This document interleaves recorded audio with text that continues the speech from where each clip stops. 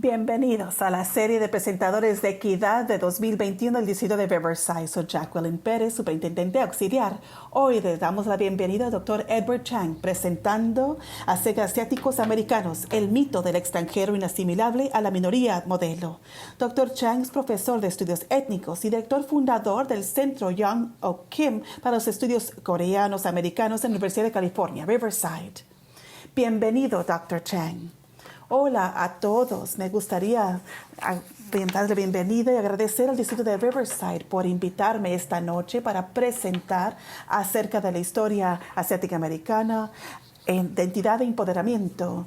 Y esto en verdad es un momento oportuno para evaluar críticamente la historia asiática americana en el surge del odio hacia los asiáticos en el último año. Al celebrar los isleños el año del patrimonio, el mes del patrimonio de las islas, quiero comenzar con algo muy desafortunado, una carta desafortunada, una carta de odio que local llegó para la familia de Claudia Choi el 22 de marzo. En esta carta escrita a mano dice esto: ahora de que Boeing ya no está, es un asiático menos que tenemos que soportar en Leisure World. Ojo, empaquen sus maletas y regrésense al país donde pertenecen. Esta correspondencia de odio desafortunadamente es amplia en la nación, ya que muchos asiáticos americanos están temerosos de ser un asiático americano hoy en día. Y tenemos que en verdad entender la fuente de esta xenofobia y este odio hacia los asiáticos, y le llamo yo. A no ser que la gente conozca su historia, entonces su identidad no tiene un ancla, y eso es lo que yo creo. Recientemente, el periódico Los Angeles Times realizó una encuesta de californianos quienes creen que los asiáticos americanos han frecuentemente o a veces han sido discriminados. El año pasado, en febrero de 2020, 65% de los asiáticos americanos indicaron que sí. Más recientemente, en mayo de 2021, aumentó a 79% y en verdad muestra el temor que muchos asiáticos americanos están sintiendo ahora. Y la misma encuesta indica se preocupan de ser víctimas de violencia física o crímenes de odio. Los asiáticos americanos desafortunadamente llegaron al primer lugar, 73%, negros 61% y los latinos con 58%. En verdad muestra el grado del odio contra los asiáticos americanos y la violencia hoy. En el último año, más de 3,800 incidentes fueron reportados. Estoy muy segura, si es que incluyen esos casos no reportados, hasta estos delitos contra asiáticos americanos, serían mucho más de 10,000. La pregunta es, ¿por qué ahora? ¿Por qué acaso tenemos de repente el surge de odio contra los asiáticos y violencia hacia los asiáticos americanos? Creo yo y culpo al presidente anterior, Donald Trump, quien incitó el odio y xenofobia por la virus desde febrero de 2020 y surgió al nivel de gravedad. Y él, aunque tenemos un término oficial de la pandemia coronavirus 19, él nunca le llamó pandemia coronavirus 19. Él consistentemente la llamó Kung Flu. Kung Flu. La gripe Kung Fu o la virus china, culpando a China por causando esta pandemia. Y la virus chino y él fue quien propagó la virus xenofobia, propagó en todo el país. Él estaba propagando el odio contra los asiáticos y la agresión, y él normalizó la violencia racial hacia los asiáticos americanos en el último año. Así que directamente el responsable por incitar ese odio hacia los asiáticos americanos, Jeremy Lin, uno de los únicos asiáticos americanos jugadores deportistas en la NBA que ha jugado con la NBA por más de 9 años. Él publicó en Instagram el 25 de febrero de 2021.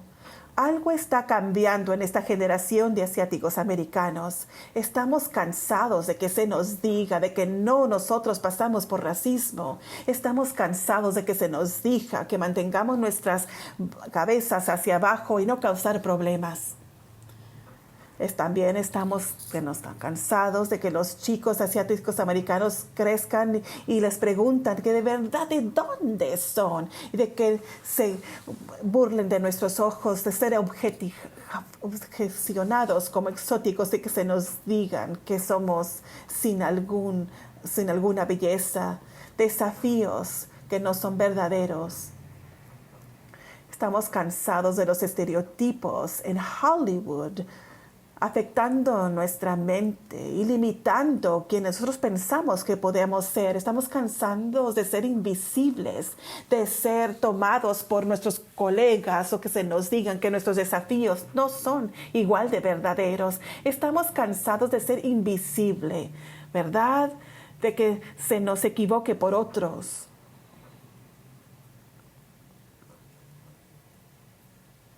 El ser un asiático americano no quiere decir que no pasamos por pobreza o racismo. Ser un veterano de la NBA de 9 años no me protege de que se me llame a mí coronavirus en las canchas. El ser un hombre de fe no quiere decir que yo no peleo por la justicia, por mí mismo y los demás.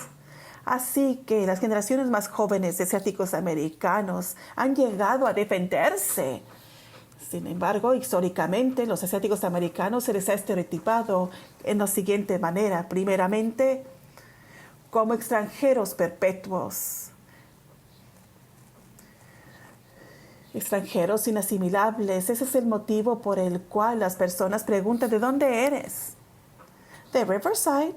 Pero ¿de dónde eres de veras? Suponiendo que no pertenecemos aquí, debes de haber venido de algún otro lugar.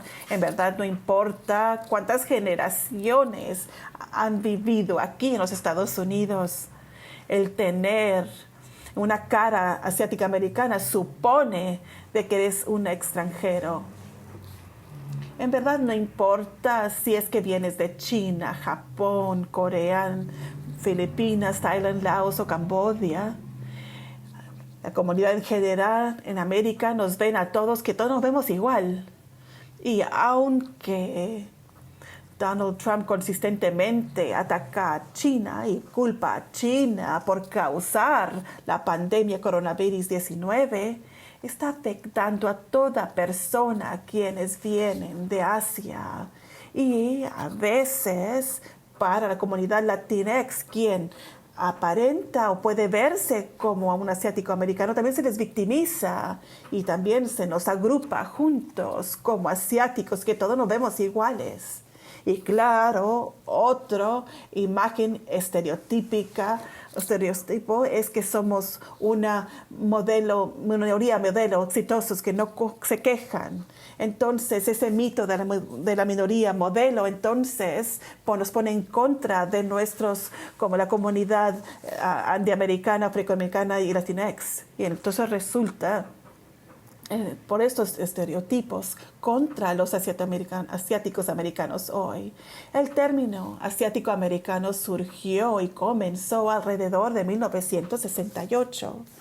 Claro, la identidad asiática americana, la formación de la identidad asiática americana firmemente fue influenciada por los derechos civiles negros y los movimientos contra la guerra de los años 60. Y exactamente en 1968, cuando los alumnos de las universidades estatales de San Francisco, los alumnos negros, alumnos asiáticos americanos, alumnos latinx, al igual que los alumnos nativoamericanos, estuvieron una huelga demandando derechos. Eso en verdad de un nuevo sentir de identidad como asiáticos americanos. Y claro, el desafío contra el racismo, pobreza, guerra y explotación de los años 60, todo eso contribuyó al surge del movimiento asiático-americano y entonces llamó para una autodeterminación, al igual que una nueva identidad. Y esta huelga de la Universidad de California Estatal San Francisco, también eso reclamó de nuevo la identidad de los asiáticos americanos y tratar de servir a la comunidad, personas y estas organizaciones. Y antes de los años 60, el año 68, 1968, nosotros en verdad no teníamos un término asiáticos americanos, se nos llamaba oriental. Es un término muy derogatorio, es un término eurocéntrico. Oriente quiere decir este, y del imperialismo europeo, de esa perspectiva, Asia está ubicada al este de los Estados Unidos. Asia está al oeste, pero aún continuamos utilizando el término oriental. Es un legado del colonialismo o imperialismo y el objetificar, por ejemplo, los tapetes orientales, comida oriental, se nos definió por otros. El asiático americano es una nueva identidad, aunque el gobierno de los Estados Unidos nos agrupa a todos, desde personas que bien vienen de Asia. Ellos comenzaron a redefinir quiénes somos basado en nuestros propios términos y tratando de enlazar a la historia asiática americana al presente. Y es el asiático americano con connotación a una nueva identidad, llamando para la igualdad y justicia racial. Cambiar el término de oriental a asiatoamericano es algo, un significado muy importante históricamente, y el darle un sentir a los asiáticos americanos de una nueva identidad, y esto es un término muy importante. Desafortunadamente, nuestras escuelas de kinder a 12º grado en verdad enseñamos una historia muy distorsionada cuando se trata de la historia asiática americana. Todos conocen acerca de esta estatua de libertad, Ellis Island. Libertad simboliza la libertad, igualdad y justicia. Esto es lo que América es, un país de inmigrantes, país de igualdad y justicia. Desafortunadamente, lo que no enseñamos a nuestros alumnos es la historia de Angel Island. Angel Island es al oeste. Cuando vienen a San Francisco, más de 500,000 de inmigrantes llegaron por medio de Angel Island desde 80 países desde 1910 a 1943. A lo contrario de la Estatua de Libertad que simboliza libertad y justicia, esta estación de Angel Island es todo menos la libertad. Fue un centro de detención, un centro de interrogación. Especialmente esos inmigrantes chinos que estaban tratando de entrar a los Estados Unidos, los mantuvieron aquí en estas instalaciones desde 3 días hasta 3 años. Estaban encerrados. Estaba un punto de entrada para América, pero un sentir de reglamentos, exclusión, explotación. Y tenemos que enseñarles a nuestros alumnos qué es lo que en verdad quiere decir ser detenido en esta estación de Angel Island en comparación a lo que representa Ellis Island y la Estatua de Libertad. Los inmigrantes chinos llegaron a California alrededor de los 1850, junto después del descubrimiento del oro en California. En cuanto llegaron en California, se les apartó por su cara.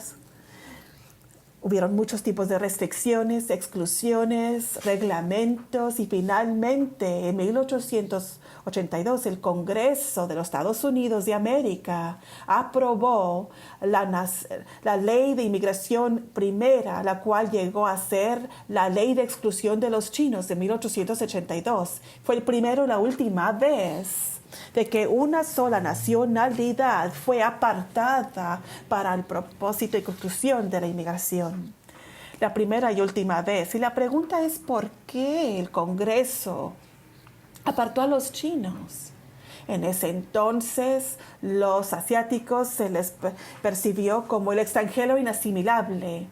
los inmigrantes asiáticos nunca se iban a poder asimilar completamente como un ciudadano americano. Ese es uno de los motivos por el cual los asiáticos americanos no eran elegibles para ser ciudadanos de los Estados Unidos. Los chinos no fue hasta 1940, para los coreanos y japoneses no fue hasta 1952 que ellos pudieron ser elegibles para ser ciudadanos de los Estados Unidos, América. Y entonces ellos presentaban una competencia injusta. Eso de nuevo, ellos fueron los chivos expiatorios en ese entonces. Entonces surgió contra todos los asiatoamericanos. Y tercero, en particular, los sindicatos laborales estuvieron al frente contra esa campaña contra los asiáticos americanos. Y el lema era: los chinos tienen que irse. Los chinos tienen que irse. Porque muchas veces los chinos y otros asiáticos inmigrantes se les contrataba. Entonces, tratar de organizar los sindicatos blancos, ellos atacaron a los chinos al igual que otros trabajadores asiáticos americanos. Y tuvimos ideología racista de que la raza blanca era lo superior y lo que no era blanco era inferior. Entonces la combinación de todos esos factores llegó a la ley de la exclusión de los chinos en los Estados Unidos. Bien. Bueno. ¿Cómo es que explicamos las contradicciones de ser un extranjero inasimilable a llegar a la minoría modelo? Hoy, la minoría modelo, ese mito, supone que los asiáticos americanos son más asimilables y que los otros ejemplos son ejemplares entre todas las minorías, los grupos de minoría. Entonces, ¿cómo es que puede ser como un elogio a los asiáticos americanos? Al principio, algunos asiáticos americanos en verdad lo recibieron bien, porque siempre habían estereotipos negativos acerca de los asiáticos americanos. Por primera vez hubo un elogio de los medios generales. Entonces, ¿por qué va a objetar a alguien acerca de esto?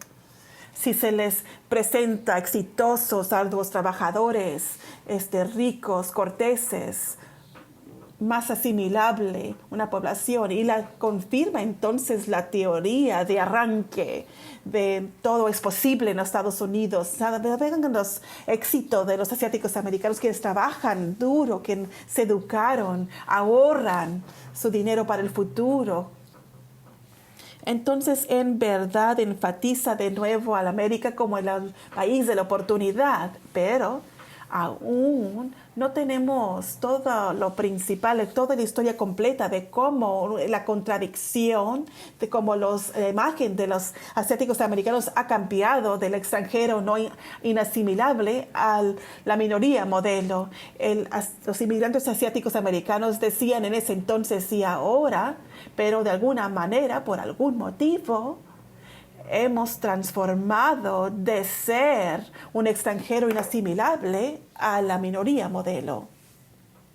Entonces, tiene estas unas muy firmes implicaciones. Como os dije antes, pone entonces a los asiáticos americanos contra los nativoamericanos, afroamericanos y latinex poblaciones. Y entonces, si nosotros aceptamos este mito del modelo entonces ellos llegan a ser el chivo expiatorio, son la minoría modelo, se les ataca desde arriba por la ideología nacionalista blanca, y también aumenta desde abajo de los afroamericanos a latinoamericanos. También entonces culpan como chivo expiatorio los asiáticos americanos hoy ocupan esa tierra en medio como el modelo minoría. Entonces pone al asiático americano, esa minoría, contra otras minorías. Entonces tenemos que entender la evolución de ese modelo, de ese mito de la modelo minoría, y cómo divide a los asiáticos americanos entre otras poblaciones minorías. Tenemos que evaluar críticamente los orígenes del mito de la minoría modelo y que es una implicación directa e indirecta de cómo el racializar y dividir racialmente a los asiáticos americanos de otras poblaciones minorías. Ahora les he dado una muy breve evolución histórica de los asiático-americanos y la identidad. Quiero ahora regresar a la historia local. Aquí mismo en Riverside tenemos una historia muy rica asiática-americana, cultural y contribución asiática-americana. Y Riverside, primeramente tuvimos el primer pueblo chino ubicado directamente frente al pabellón chino, que es donde está ahorita ubicado, enseguida de el Meshenen. Y el pueblo chino histórico para 1870s. Riverside fue el primer lugar chino establecido en el cuadro por calles Main, Orange, lo que ahora se conoce el Mission Inn, y la avenida University en el centro. Se llamaba el Mile Square. El pueblo primeramente planificado por hasta mediados de los 1880, el primer pueblo chino sirvió a las necesidades de los sociales, comerciales y esenciales de la comunidad china. En 1885, las nuevas ordenanzas de la ciudad, que entonces hicieron ilegal las empresas de los edificios de lavanderías, entonces ellos fueron movidos al nuevo sitio de 7 acres en Tezquequita Arroyo y lo que ahora se llama la avenida Brockton. Esta nueva área de 7 acres es donde la calle Wang está ubicada actualmente.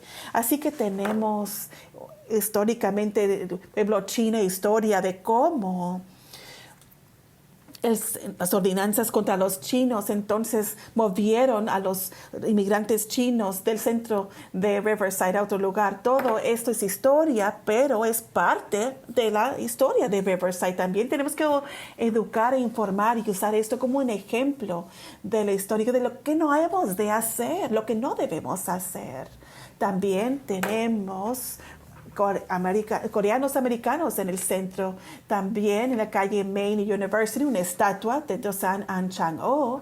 Es un conocido coreano-americano, un líder coreano-americano quien dedicó su vida para la independencia de Corea. Él llegó en Riverside en 1904 de San Francisco. Él llegó el 23 de marzo de San Francisco para Riverside para trabajar. Como ustedes tal vez ya sepan o tal vez no lo sepan, en ese entonces Riverside era una de las ciudades más ricas en toda la nación de Estados Unidos. Tenemos muchas oportunidades de empleo y es el motivo por cualquier todos venían desde China, Japón, Corea y México y otros lugares, venían a Riverside para trabajar en la industria cítrica.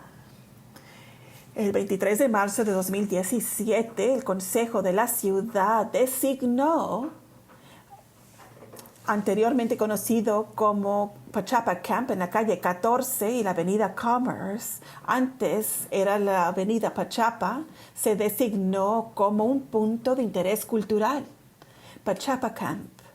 Y esto es un nuevo descubrimiento. Yo lo descubrí y el mes pasado publiqué un libro acerca de Pachapa Camp, el primer pueblo coreano en los Estados Unidos, y en verdad fue uno de los primeros asentamientos coreanos en Estados Unidos, cual fue dirigido por Don Chang-ho, y un lugar crítico para los inmigrantes de la comunidad coreana-americana. Así que tenemos un lugar muy importante. Vamos a tener una exhibición acerca de Pachapa Camp en el Culver Center, comenzando en agosto de este año hasta febrero de 2022. Así que yo firmemente les animo a las escuelas, a los alumnos y maestros que utilicen eso como una contribución cultural de los inmigrantes coreano-americanos a la ciudad de Riverside y utilizarlo como un sitio cultural para educar a nuestros niños en el progreso y aquí desde agosto a septiembre. la ciudad de Riverside, el Consejo de Ciudad de Riverside aprobó unánimemente el sitio del primer asentamiento de coreanos americanos organizado, Pachapa Camp. Es el primer punto de interés cultural. Pachapa Camp está ubicado en el 3096 Cottage Street hoy y existió de 1905 a 1918. Y fue fundado por el patriota coreano Dosan An Chang-ho, y el campamento incluyó 20 edificios como 300 hombres, mujeres y niños coreanos que vivían en esa ubicación. Hoy el sitio es ahora el hogar a Sempra Energy, una instalación de gas natural. El letrero de metal para reconocimiento fue instalado el 12 de diciembre de 2017. Y también tenemos históricamente un asentamiento también de japonés. En ese entonces todo cerca del pueblo chino, formalmente fue este asentamiento japonés. Todo estaba cerca del centro de Riverside. Es un área donde los asentamientos tempranos de japoneses se les conocía como barrios japoneses a lo largo de la calle 14, y entonces aproximadamente dos pensiones y 10 edificios de unidades de viviendas, oficina, barberos y salas de billares y 4 tiendas. Un ejemplar de la cultura de las personas que entonces se llamaban primera generación de inmigrantes, Issei en japonés. Estas familias y otros grupos inmigrantes vivieron, visitaron y trabajaron en estas ubicaciones. A lo contrario de Japantown, Chinatown y Japantown mayormente eran una sociedad de jóvenes, de varones no casados por la ley de exclusión de chinos. Entonces prohibió la inmigración de mujeres que se inmigraron a los Estados Unidos. Entonces Pachapa Camp fue una de las primeras excepciones en que las mujeres y niños vivieron juntos y formaron esa comunidad fuerte propia. Y la Casa Harada, claro, es una de los muy pocos hitos históricos, y Harada House es un hito histórico nacional. Harada House fue un poderoso hito de los derechos civiles en California. Este sitio, la historia de la familia Harada, entonces fue los derechos individuales y civiles, la democracia, inmigración, asimilación y la ciudadanía. La preservación de este sitio, colecciones e historias asegura que las lecciones importantes de la historia continuarán a ser accesibles para todas las personas. Yukishi Harada, su esposa Ken y su primer hijo Masa Atsu se movieron a Riverside en California en 1905. Muy pronto estaban operando una pensión en el restaurante Washington. Después de la muerte de su primer hijo que nació en América, Tsukishi, entonces buscó una casa con condiciones más saludables para su familia. Entonces, conociendo que la ley de 1913 prohibía a los extranjeros que fueran propietarios de tierras, en diciembre de 1915 él compró la casa 3356, calle Lemon, en los nombres de sus 3 hijos nacidos en América, Min, Sumi y Yoihiso, y él prevaleció en esa batalla tribunal tan importante para retener su casa. Entonces, esta casa está ubicada en el centro de Riverside, peleando por esta ley que no prohibía que los inmigrantes asiáticos pudieran ser propietarios o arrendar tierras en California. Así que podemos utilizar la Casa Harada en Chinatown y el asentamiento coreano y Japantown como sitios históricos, informando y educando a nuestros niños y manteniendo y apreciando la presencia de asiáticos americanos aquí mismo en Riverside. Y cómo celebramos el mes del patrimonio, las escuelas y los salones del patrimonio de las islas del Pacífico asiáticos americanos. Y ellos están explorando su rica historia y cultura de las personas de AAPI, analizar los prejuicios y discriminación que ellos enfrentaron. Como otros meses similarmente Es importante no aislar la exploración de la historia de los asiáticos americanos y islas del Pacífico y la cultura nada más en un mes del año. La historia de los isleños del Pacífico asiáticos americanos debe de ser integrada al currículo durante todo el ciclo escolar. En todo el ciclo escolar. Yo di un corto y breve presentación, repaso de la historia asiática americana y firmemente yo abogo el cambiar nuestro paradigma racial y cómo pudiéramos fomentar y mantener relaciones con los afroamericanos y otras personas de color, mientras guardando derechos equitativos de los asiáticos-americanos que hay interés y ocasionar conflicto con otras comunidades de color. ¿Cómo podemos centrar las experiencias asiáticas americanas y sus perspectivas y recuadrar un paradigma negro y blanco? ¿Cómo podemos recuadrar los paradigmas teóricos para incluir las experiencias asiáticas americanas? Como muchas veces los asiáticos americanos son invisibles en las pláticas el diálogo del racismo en América.